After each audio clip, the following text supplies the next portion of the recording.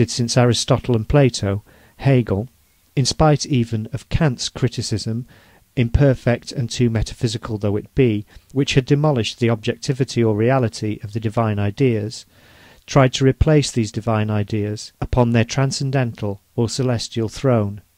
It is true that Hegel went about his work of restoration in so impolite a manner that he killed the good God for ever. He took away from these ideas their divine halo, by showing to whoever will read him that they were never anything more than a creation of the human mind, running through history in search of itself.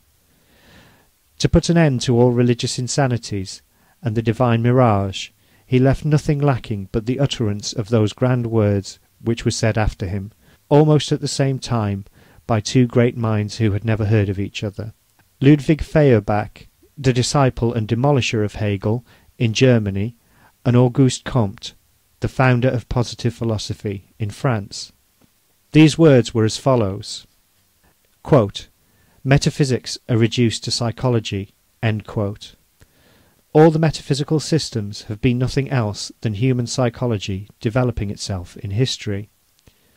Today it is no longer difficult to understand how the divine ideas were born, how they were created in succession by the abstractive faculty of man. Man made the gods. But in the time of Plato this knowledge was impossible. The collective mind, and consequently the individual mind as well, even that of the greatest genius, was not ripe for that. Scarcely had it said with Socrates, "Know thyself." This self-knowledge existed only in a state of intuition. In fact, it amounted to nothing. Hence it was impossible for the human mind to suspect that it was itself the sole creator of the divine world. It found the divine world before it. It found it as history, as tradition, as a sentiment, as a habit of thought, and it necessarily made it the object of its loftiest speculations. Thus was born metaphysics, and thus were developed and perfected the divine ideas, the basis of spiritualism. It is true that after Plato there was a sort of inverse movement in the development of the mind. Aristotle, the true father of science and positive philosophy, did not deny the divine world, but concerned himself with it as little as possible. He was the first to study, like the analyst and experimenter that he was, logic, the laws of human thought, and at the same time the physical world, not in its ideal illusory essence, but in its real aspect. After him the Greeks of Alexandria established the first school of the positive scientists. They were atheists, but their atheism left no mark on their contemporaries. Science tended more and more to separate itself from life. After Plato, divine ideas were rejected in metaphysics themselves. This was done by the Epicureans and Sceptics, two sects who contributed much to the degradation of human aristocracy, but they had no effect upon the masses. Another school, infinitely more influential, was formed at Alexandria. This was the school of Neoplatonists. These, confounding in an impure mixture the monstrous imaginations of the Orient with the ideas of Plato, were the true originators, and later the elaborators, of the Christian dogmas. Thus the personal and gross egoism of Jehovah, the not less brutal and gross Roman conquest, and the metaphysical ideal speculation of the Greeks, materialized by contact with the Orient, were the three historical elements which made up the spiritualistic religion of the Christians. Before the altar of a unique and supreme God was raised on the ruins of the numerous altars of the pagan gods, the autonomy of the various nations composing the pagan or ancient world had to be destroyed first. This was very brutally done by the Romans who, by conquering the greatest part of the globe known to the ancients, laid the first foundations, quite gross and negative ones, no doubt, of humanity.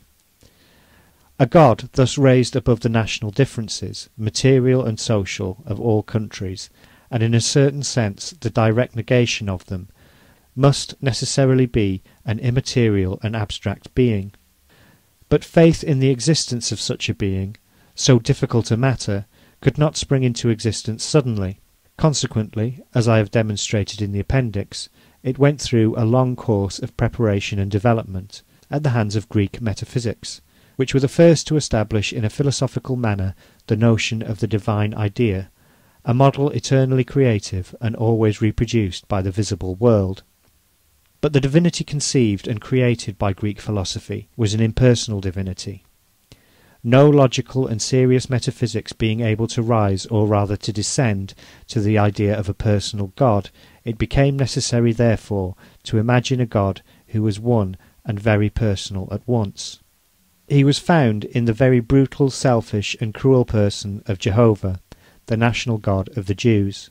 But the Jews, in spite of that exclusive national spirit which distinguishes them even today, had become, in fact, long before the birth of Christ, the most international people of the world. Some of them carried away as captives, but many more even urged on by that mercantile passion which constitutes one of the principal traits of their character. They had spread through all countries, carrying everywhere the worship of their Jehovah, to whom they remained all the more faithful, the more he abandoned them. In Alexandria, this terrible god of the Jews made the personal acquaintance of the metaphysical divinity of Plato, already much corrupted by Oriental contact, and corrupted her still more by his own. In spite of his national, jealous, and ferocious exclusivism, he could no longer resist the grace of this ideal and impersonal divinity of the Greeks. He married her, and from this marriage was born the spiritualistic, but not spirited, God of the Christians. The Neoplatonists of Alexandria are known to have been the principal creators of the Christian theology. Nevertheless, theology alone does not make a religion, any more than historical elements suffice to create history. By historical elements, I mean the general conditions of any real development whatsoever, for example, in this case, the conquest of the world by the Romans, and the meeting of the God of the Jews with the ideal of divinity of the Greeks. To impregnate the historical elements, to cause them to run through a series of new historical transformations, a living, spontaneous fact was needed, without which they might have remained many centuries longer in the state of unproductive elements. This fact was not lacking in Christianity. It was the propagandism, martyrdom, and death of Jesus Christ. We know almost nothing of this great and saintly personage, all that the Gospels tell us being contradictory, and so fabulous that we can scarcely seize upon a few real and vital traits. But it is certain that he was the preacher of the poor, the friend and consoler of the wretched, of the ignorant, of the slaves, and of the women, and that by these last he was much loved. He promised eternal life to all who are oppressed, to all who suffer here below, and the number is immense. He was hanged, as a matter of course, by the representatives of the official morality and public order of that period. His disciples and the disciples of his disciples succeeded in spreading, thanks to the destruction of the national barriers by the Roman conquest, and propagated the gospel in all the countries known to the ancients. Everywhere they were received with open arms by the slaves and the women, the two most oppressed, most suffering, and naturally also the most ignorant classes of the ancient world. For even such few proselytes as they made in the privileged and learned world, they were indebted in great part to the influence of women. Their most extensive propagandism was directed almost exclusively among the people, unfortunate and degraded by slavery. This was the first awakening, the first intellectual revolt of the proletariat.